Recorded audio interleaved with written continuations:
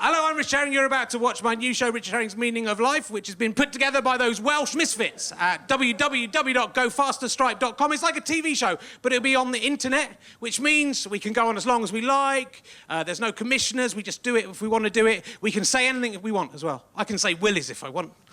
I probably will later. I'm not going to do it yet. That would be a shame. It's costing us quite a lot to make this, but we're giving it out for free because we're nice guys. But it does mean we can't have everything we want. We would have had a more kind of plush set, I guess, maybe some lasers going off, and probably a camera like on a crane, you know, swooping over the audience. We haven't got any of that, but we do have a £30 smoke machine that's gone off.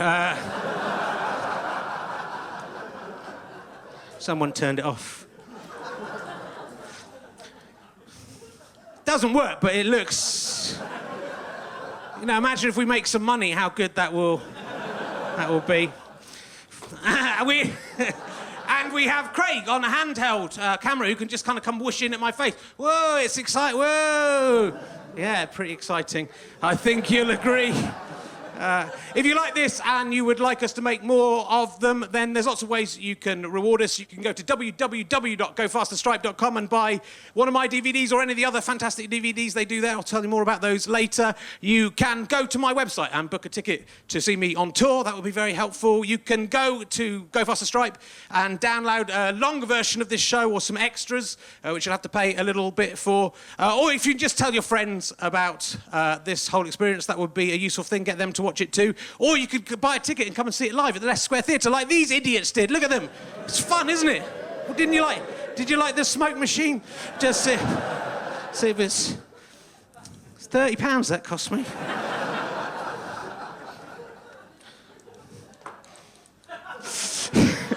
You know, there's always hope. I mean, I'm a very hopeful man. Do you like the way I went back? I've tried it both, and Craig's got a good shot of that. And amazingly, just before the show starts, I just have to tell you this, that I have written a script, unbelievably. Whether I'll know it is another thing. But the script I wrote turned out, just coincidentally, this is a show called The Meaning of Life. It's 42 pages long. There, look, there's the proof. There's page 42. That's the end.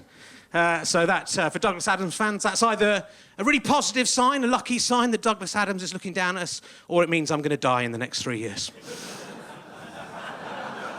So anyway, let the festivities commence. Where did we come from? What are we?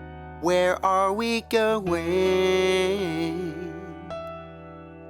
The answers, my friend, in the wind they are blowing. Is the mind of God even worth knowing? What's the meaning of life? That's what this show will be showing. Is life just a dream? Is anything certain? Is the world just a stage? If so, where's the curtain? Is the Queen really a lizard or is David Icke bonkers? If a serial killer kills another serial killer, does he work like conkers? Is the past a foreign country? Does history repeat? Does he who can do and he who can't teach? Does he who can't teach become a games teacher? Did God fake his own death so that he could murder Nietzsche? Are we victims of fate or is it free will? Is there a bigger trial on earth than AA? Is the cannibalistic Eucharist the spookiest sacrament? Or maybe it's really nothing more than sexual excrement? Does a suicidal bee, self-indulgent with ennui, recite a sad soliloquy? To be a bee or not to be a bee? From platonic idealism to Heidegger's nihilism to Judaism, Lordinism, it's all just onanism. What's the meaning of it all? What's the meaning of asking? Don't get a logical positivist on me unless you want an ass kicking. Cause I just wanna know, what's the meaning of life? What's the meaning of life? What's the meaning of life? It's no big deal. It's just the meaning of life. It's just the meaning of life. It's just the meaning of life. Richard Herring's Meaning of Life. Have you ever wondered why we're here? If you have, you're an idiot. We're here to see Richard Herring's Meaning of Life. And please welcome the man with all the questions and a few less of the actual answers, is Richard Herring!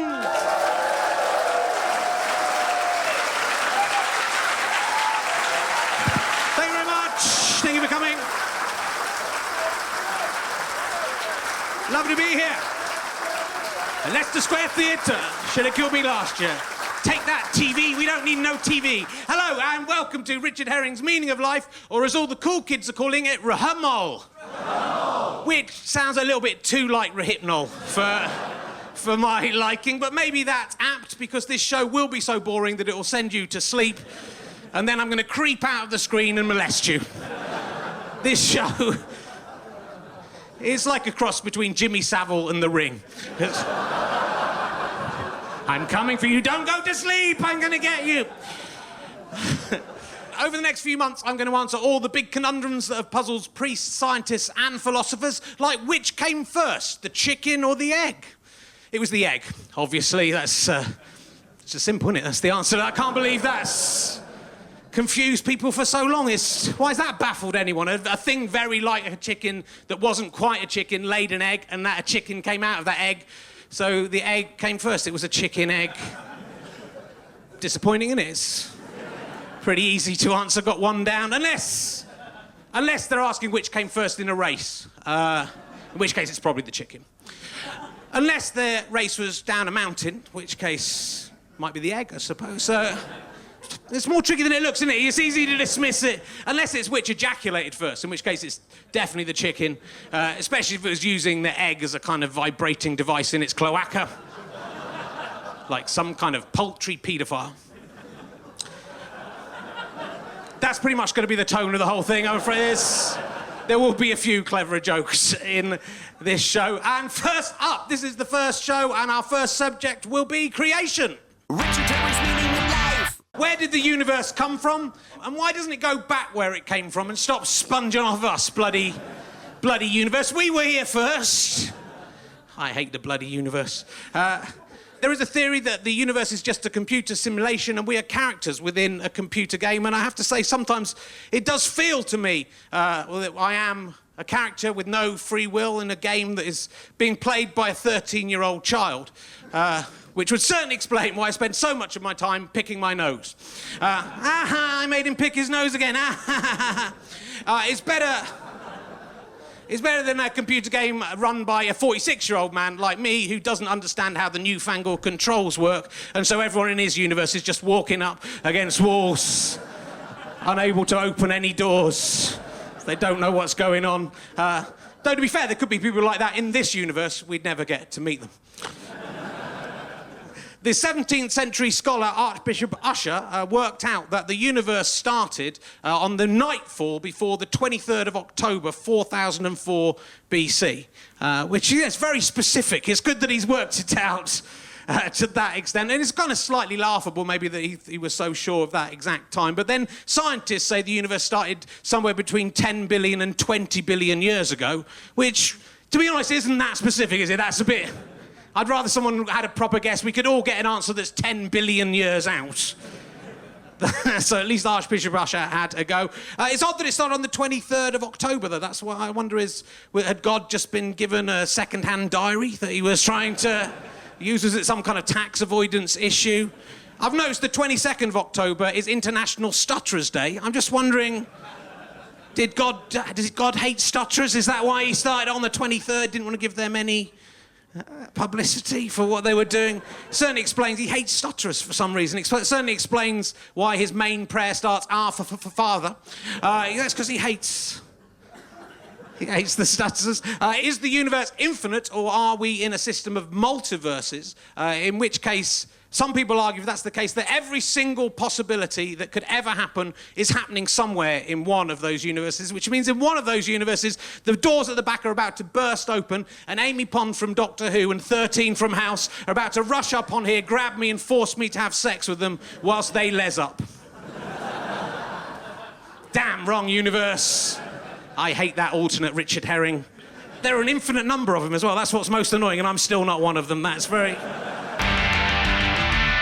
Ever since mankind has been able to imagine, we've been trying to work out how the universe was created. Religious people think that God created the universe, That's their answer to that question, which is fine until a 6-year-old child approaches them and says, yeah, but if God created the universe, who created God? And who created whoever created him? And who created that? And so on to infinity, plus one.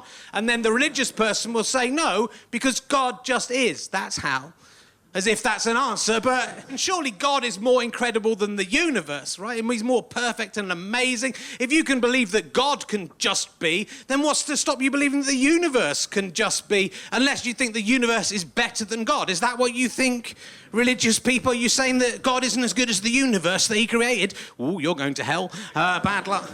It's no answer at all, but scientists are no better. They say the universe began with a big bang, an explosion perhaps of super concentrated matter, but then the same child will go up to them and say, well, what was there before the Big Bang, and what made the Big Bang, and what stuff was in the Big Bang? Where did that come from? And then the scientists will say, oh no, because that stuff just is. That's how. You're just exactly the same as the religious people. You've got no answers. You're just the same people in different hats. It's ridiculous. Both science and religion try to explain where stuff come from and then just give up. They don't have any answers. Being satisfied with the Big Bang theory is like if there's a terrorist attack and the police discover that it was caused by a bomb, and just say, well, that's that sorted out. Yeah, that's that case closed. That explosion was caused by a bomb. Let's move on. Yeah, but who put the bomb there? What was their motivation? What if it happens again? We have found out it was caused by a bomb. Now let us move on to our next mystery. What I can't understand is, why would God bother? That's what I don't understand. If I was an all-powerful supernatural force, I don't think I'd waste my time creating a universe of stupid people to judge and then reward the most stupid and smug people for believing in me when I obviously didn't exist. What I would do is make an enormous cheese toasty sandwich with pickle, and then I'd stay in bed all day making my own amusement, if you know what I mean. I mean, I would be wanking. So, all I would need in my universe is some bread, some cheese, some pickle, a sandwich toaster maker, and a piece of old rag. Though thinking about it, I probably would need someone to clean the rag for me every now and again, so I'd probably have to make a laundrette and maybe a couple who could run the laundrette. That's all. A detergent factory, all the people in some schooling system, some kind of infrastructure. You can see how it got out of hand, can't you, in the first place? That's...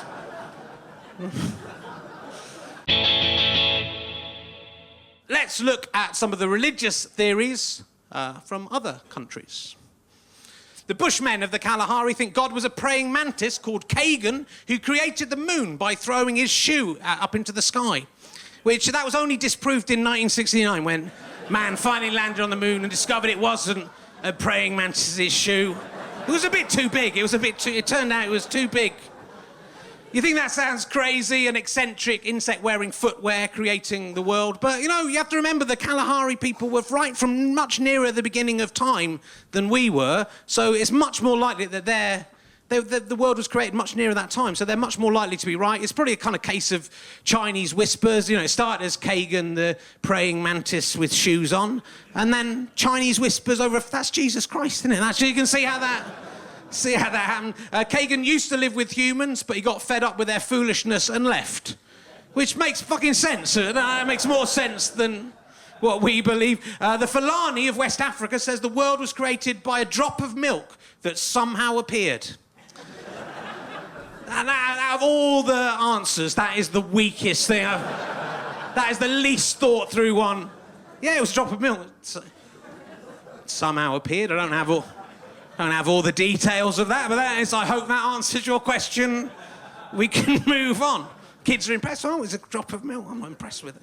Sumerians believe that humankind was created by gods trying to breathe life into clay when they were all drunk. But mostly unsuccessfully, they were too drunk. It was like a heavenly breathalyzer for gods. If they were too drunk to make a human being, they weren't allowed to drive that night. Enki, who some of you might remember from my Talking Cock show, he managed it, though he was pretty drunk. That's why humanity is burdened with problems, because of that drunkenness. We're like crack babies, essentially.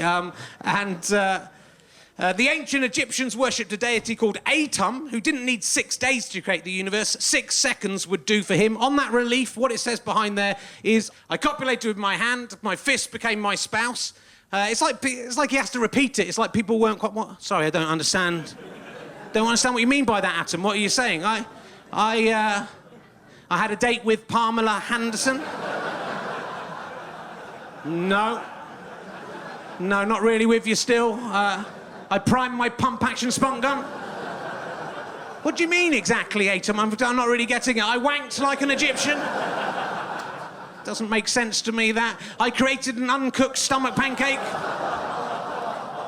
Come again? I burped the worm. I made the ball cyclops cry. No, Atom, I've no idea how you created the universe. What are you talking about? I went fishing with my pole and my line of pearly string. I squeezed the toothpaste from the middle. I evicted my testicular squatters. I'm not... Really, you're going to have to be a bit plainer about this, Atom. We don't understand what you'd... I done a wank. What was that, Atom? What did you say? I said I created the universe by wanking it up. Are you proud of what you've done, Atom? Are you proud now? Yes. Listen to the question. Are you proud? No, I'm not proud of what I've done. I'm ashamed of what I've done. The Germans believe that the universe and everything in it was created especially for them. Or so you'd think from the way they carry on. Richard Herring's meaning in life. In the beginning was the Word. God created all things bright and beautiful. He made the little flowers that open, the little birds that sing, the purple-headed mountain. Check out the hymn, it's in there. And on the 6th day, he created man. Look, Adam, I have made all this for you. Oh, thanks. Do you like this little flower? It opens and everything. And the purple-headed mountain? I'm most proud of that. Do you like it? Do you like its purple head? Yeah, it's good. What's wrong? Why have you made me all this stuff? Because I love you. That's what I was worried about. No. Oh, no, not like that. There's nothing funny going on. What, you've just made me loads of stuff and a paradise to live in for no reason, and you're not expecting anything in return? No, of course not. You just do whatever you like, and I will be here watching over you. Do you mind not watching over me? It's a bit creepy. I can't help it. I'm here all the time. Watching. All the time, whatever I'm doing, even when I'm in the toilet. Yes, but don't worry, I'm just watching you in a friendly and non-threatening way. It's a bit weird, just you and me and no one else. Not just you. The little flowers that open, the little birds that sing, the purple-headed mountain. Yeah, the purple-headed mountain. To be honest, that's one of the weirdest bits. Is it meant to be symbolic of something? Oh, no, it's not meant to represent that. I just like purple. Look, I'll make things a bit less weird for you. Just go to sleep. I don't want to go to sleep. Go on, go to sleep. I'm not comfortable going to sleep with you hovering around up there above the water. Go to sleep. Here, get off. What's going on? Nothing. Yes, there is. Look, I've got a big bloody hole in me. This isn't what it looks like. One of my ribs is missing. I knew all this paradise was too good to be true, that you'd want something in return, or turn out to be a Hannibal Lecter. There is a perfectly innocent explanation. Yeah, I wasn't born yesterday. Well, you were. Okay, but I don't know you from myself. You're a total stranger. I should never have trusted you. If only I'd had a mum to warn me about people like you, strange bloke living alone in an immaculate garden. You've got the wrong end of the stick. Look, I'm making you a friend. There she is. Do you like her? Yeah, she's great. Do you like her more or less than the purple-headed mountain? Equal to that? Good. See, there's nothing weird about me. You two have fun. Will you be watching? Yes. What? He likes to watch everything. I'm not going to do anything if he's watching. Just because I'm only wearing a fig leaf, that doesn't mean I'm a slag. Women can wear what they want. That doesn't mean anything. Don't cock-block me, God. Just stop watching. Do anything you like. I have to watch anything, except you can't eat apples off of that tree. That's all. Why not? Do not eat those apples lest you die. Ooh. But predictably, Adam and Eve ate the apple anyway. A child of 3 could see that coming, but God was surprised. You disobeyed me. Get out of my garden. Don't blame us. It's your fault. Did you not eat the apple? Yeah, but you set that up. It's entrapment. No, I made you with free will to choose. You didn't. You made us with curiosity, and now you're punishing us for behaving in exactly the way you intended. No. You're not stupid, are you, God? No, I'm not. I'm all-knowing. Exactly. Then you know that the minute someone says don't do something, people are going to do it. That is human nature. Plus, if we hadn't eaten the apple, we wouldn't have known we were naked, we'd never have had sex, and the human race would not exist. It would have just been you and us in a garden forever. Is that really what you wanted? Yes. No, it wasn't. Come on, Eve, we're leaving. No, you're not. I'm throwing you out. No, you're not. We're leaving anyway. Come on. Good, I'm glad. I didn't want you here in the first place. See ya. Wouldn't want to be ya. I'm going to increase your pain in childbirth for that. Ooh. And in the sweat of your face, you shall eat your bread. Good, I like the sweat of my face. You don't, I do. It's nice, it's salty. It gives a bit of flavour. By the way, I think all the stuff you made for me is rubbish. What, even the purple-headed mountain? Especially the purple-headed mountain. But secretly, God was pleased. The pair had done exactly what he wanted. Now they would bring forth progeny, meaning he would have even more people to confuse with his strange and inconsistent commandments. And he would be able to punish for behaving exactly the way that he'd intended all along. Blessed be the Lord. So we've had a look at the religious views of creation. Let's have a look at what the scientists think. So the main argument against the scientific version of creation is, if they're right, why have they come up with such a shitty name for it? The Big Bang. That is, it's like a 4-year-old child has come up. What should we call the creation of the universe? Was it big? It was as big as an elephant. Let's call it big. And what noise did it make? Oh, it was louder than a balloon bursting. It was a bang, a big bang.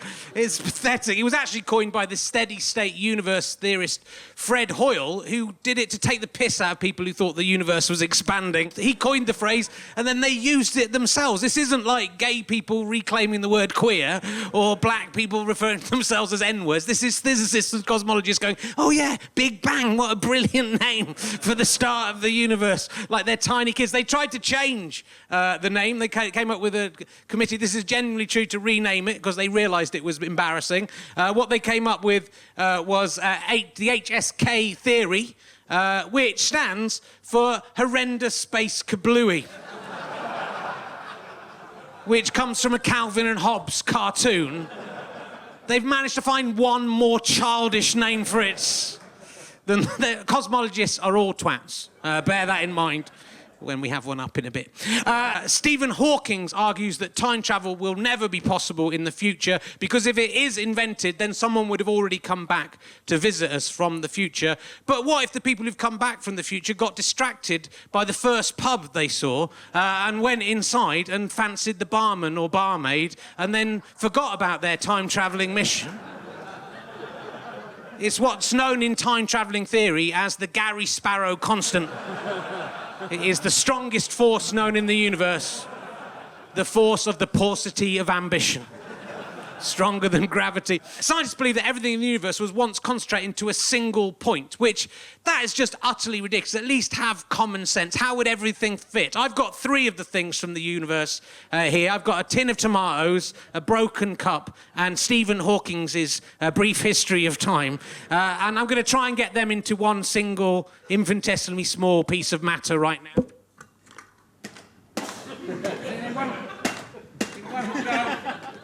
I know what you're thinking. Well, Rich, pour the tomatoes into the cup. That will help. We'll give that a go. But some of the tomatoes have gone on Stephen Hawking's book now. But look, that is still now, look. That's just made a mess of A Brief History of Time and improved it. It's kind of a work of art. But if these are just 3 of the things in the universe, there's probably over 1 million things in the universe. One of those things is Saturn, which is really huge. If I can't even get those 3 bits into... How would all the stuff fit? It doesn't... Just use common sense, scientists. That's all I'm saying. Common sense. Religious people at least have the decency to stick to their theory once they've come up with it. Scientists keep on changing theirs every few years. Just when a new bit of evidence comes along, at least...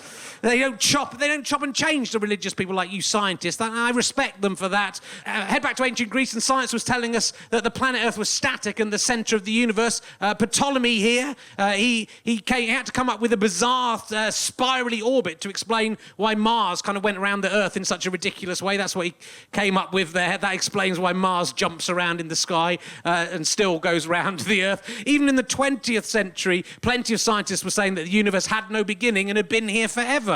Why wasn't the night sky totally light then, you scientific idiots? Because all the light would have had infinity years to get here would be light. You idiots, you don't know anything about science. Einstein might have been able to come up with E equals MC squared and shag Marilyn Monroe, but even he didn't think the universe was expanding. What a clueless dick he was. He's also, he was his day's Miley Cyrus as well.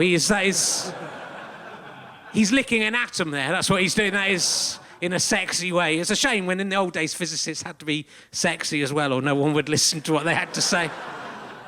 They say that light goes at 299,792,458 metres per second. It's not possible to go any faster than that. It is possible. You go at 299,792,459 metres per second. You seriously saying just 1 metre a second more would be impossible? That's hardly anything. At least God would have rounded up to 300,000 if he was gonna set a limit. He wouldn't have had this ridiculous number. It's common sense. Common sense has got us a long way in science. It's common sense that told us that the Earth is the centre of the universe and everything goes around us because you can see everything moving around us. It's common sense that the Earth is static because if it was moving, we would all fall off. Common sense, scientists. Scientists could do with more common sense. How can aliens get here if they can't go faster than the speed of light? They wouldn't be able to get here. Wormholes? No science. There are no worms in space. They wouldn't be able to breathe. And they can't make holes in nothing. That is ridiculous. Science needs more common sense. That is my point. And to find out more about the scientific ideas of the creation of the universe, will you please welcome the cosmology correspondent from The New Scientist? It's Marcus Chown, ladies and gentlemen.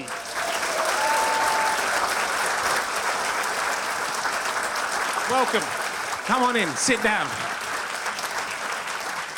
You could have dressed up, that's all I'm saying. I've put on an ill-fitting suit for this. How are you doing? I'm very well, thank you. Thank you very much. So I just kind of want an explanation, really, in simple terms, more simple than Stephen Hawking's manages, of what the Big Bang actually is. Right. OK. Well, when we look out at the universe, we see something like 100 billion galaxies. They are the building blocks of the universe. You know, one of them's the Milky Way that we live in.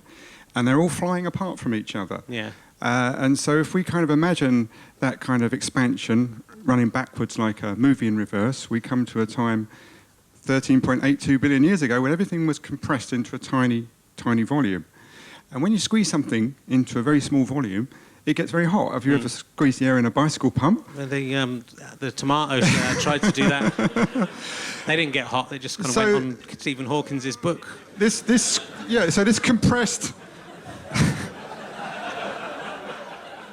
So this compressed region, 13.8 billion years ago, was very hot. It was like a fireball, like the fireball of a nuclear explosion. But when you think of an explosion, it could be a stick of dynamite or whatever, after an hour or a day or whatever, the heat dissipates into the environment. But the fireball of the Big Bang was bottled up inside the universe, so it had nowhere to go. So the heat's all around us today. So that's the second piece of evidence that the universe began in a hot, dense phase. If you tune a television between the stations, something like 1% of the static or snow you see on the screen has come from the Big Bang. It's the heat of the Big Bang. Yeah. But where did the stuff come from that was in the Big Bang? Where did that come from? Well, that's very interesting because... How big was the Big Bang? How was the piece of super concentrated piece of matter? Let's just say, first of all, the basic Big Bang idea is that the universe started in this hot, dense phase, has been expanding and cooling ever since, and out of that cooling debris have congealed the galaxies like our Milky Way.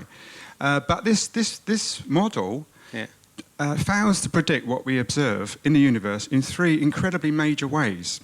And so 3 things have to be bolted on to this model to make sense of it.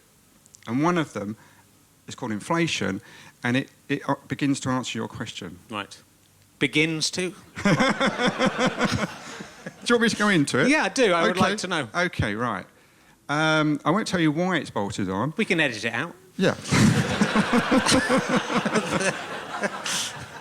By the way, I might sound quite certain about all this. Okay. But I ought to tell you that we've only ever seen 2% of the universe. Yeah. 98% of it's invisible. Yeah. So this amazing edifice of the Big Bang Theory is built on the 2% we can see. So Yeah, and you know there's loads of stuff, right, in the universe. If you notice, when you look out, there's big stars and stuff.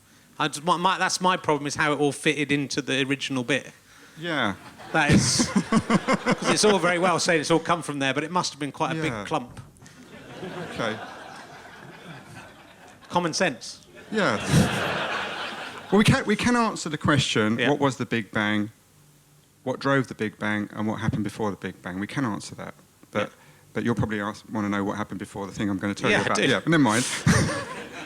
Basically, the vacuum of empty space is actually not empty. According to quantum theory, it's seething with energy. And it doesn't necessarily have to have the energy of our empty space, our vacuum. It can have a higher energy. So the vacuum has energy states like an atom. Okay, so the idea is that the universe began in a high energy state. And this state had 2 amazing properties. One, it had repulsive gravity. So that this inflationary vacuum, I know it sounds ridiculous, doesn't it? I've got that. So this bit of vacuum started inflating. Yeah. And its second property is that when it doubled in size, it doubled the amount of energy it had. So imagine if you've got a stack of banknotes, you know, between your hands, and you double the distance between your hands, you get twice as many banknotes. That's the way the vacuum behaved. Wow, that's good. I mean, physicists call it the ultimate free lunch. Yeah. So basically, this bit of inflationary vacuum started expanding and gaining more and more energy, but it was a quantum thing. Now, quantum means that it was basically fundamentally unpredictable and random. So imagine this vacuum. It's got nothing in it.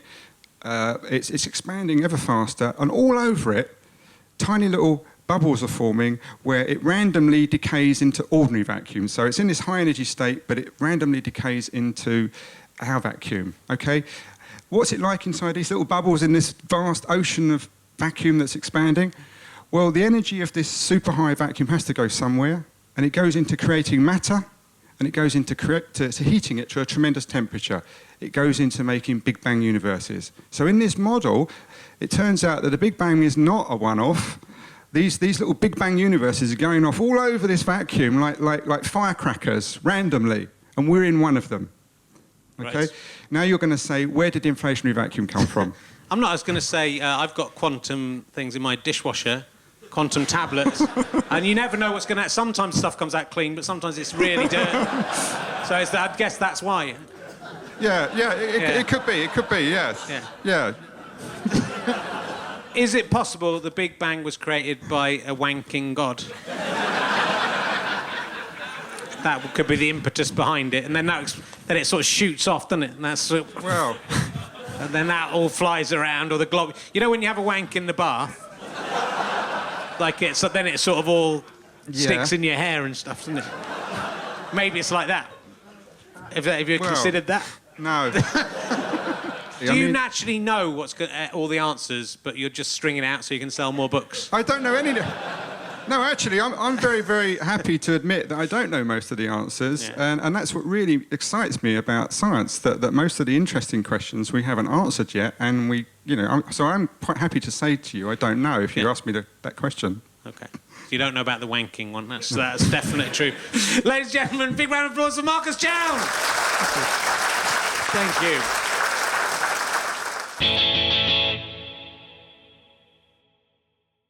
If there is a God or anyone out there with an understanding of the scale of time and space, they must be pissing themselves laughing at our stupidity. I saw a guy from UKIP on the TV the other day going how you know, we're from the UK, we shouldn't be allowing immigrants into the UK because we're from the UK, it's ours. And if you look at that from the distance of space, you must be shaking your head going, you know, why is this person from this tiny, insignificant planet, this tiny, significant country getting upset about this other person from just like over there, where they're so close together? And when 10,000 years ago, which in the whole stretch of time is just 2 seconds anyway, he was in Africa himself, and 3 seconds ago he was a monkey, and now he's claiming some God-given right to stay in one place. It must be hilarious, especially if you are actually God yourself. I'm fairly convinced that most of the problems of the human race stem from this idea that we are the centre of the universe. It might be how we survived. I think we started off believing we were the most important species on a planet that was the centre of the universe. Everything went around us and everything went around our lives. Our country was the most important part of that planet, and everything spun around. But gradually we had to accept we're not the centre of the universe, that we go around the sun. The sun's just on the outer spiral arm of one of billions and billions of galaxies. And I think that's a sign of maturity for our species, that we are understanding that and realising that we're not the most important thing. We're an insignificant part of a massive, massive machine that goes beyond us for so far. But the irony is that if science is right and the universe is infinite, we are at the centre of the universe, because everywhere is the centre of the universe if the universe is infinite. So we come round to that fact. But the understanding that everywhere is the centre of the universe, not just you in your personal life, I think is possibly our only hope for survival as a species. And the journey to understand as much as we do about the universe is an incredible one. We shouldn't laugh at the ancient tribes who thought they were shoes from praying mantises thrown into the sky, or Ptolemy getting Mars orbit right, or even Archbishop Usher being so specific about this time and date. They all help towards our understanding of what the universe is. How truly awesome is it that human beings understand the universe enough to work out it started 13.8 billion years ago. Not that we know everything about the whys and wherefores of where it came from, but the level of understanding we have is truly astonishing, given that we were part of the explosion. The parts of us were in that explosion. If that bomb did go off, you wouldn't expect parts of the debris to kind of work out what had caused the explosion and why it had happened and how long ago it had happened. But even if you were prepared to wait 14 billion years, you'd still think, I don't think those bits of debris are ever going to understand what happened to them. But here we are with some stardust that has pulled itself together enough to start to understand where it came from, even if we don't know quite why. Yes, we're selfish pricks and we've fucked up the world and we leave public toilets in a bit of a mess a lot of the time, but we're pretty impressive bits of debris sometimes. Personally, from my investigation today, I think it's most likely that God is a teenager, which, if memory serves me right, is pretty much the conclusion to every single episode of the original Star Trek series. But he doesn't care about us, but he wants us to praise him and worship him like some kind of insane Elton John. And he's either accidentally spunked us up whilst wanking like Atom, or he's created us in a computer game he's playing. He doesn't care about us. He enjoys torturing us. He'll turn us off as soon as he's met a girl. In fact, the chances are he'll just leave it on and forget that he was playing it and just let us play this game out ourselves. It might already have happened. It's up to us to work out what the future is going to bring. We don't have these gods with us anymore. We're in charge of our destiny. We're flying this plane, wherever this plane originated. Thank you very much for listening. I hope you've enjoyed it. Goodbye.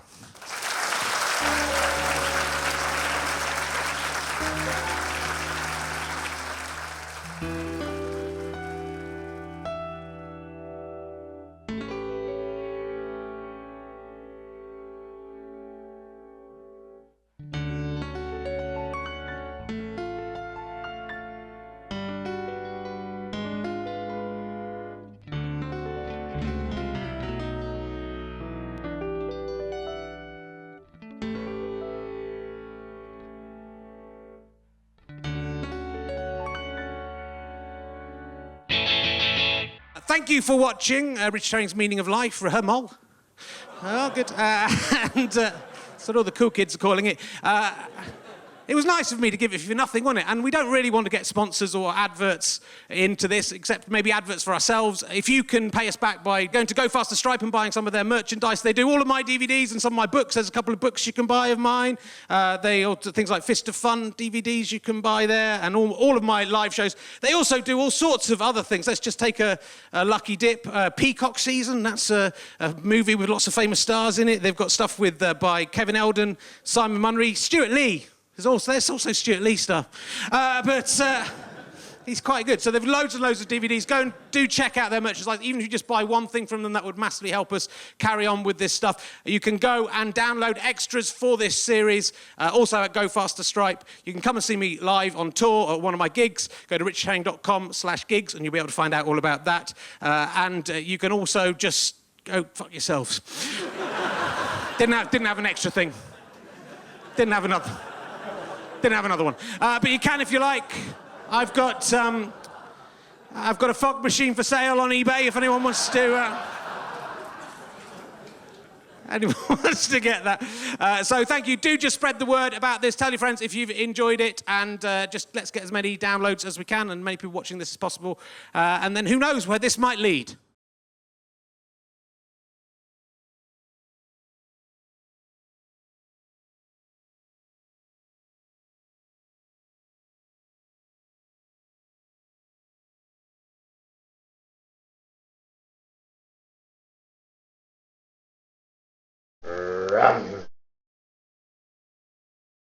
How'd you like them sky potatoes?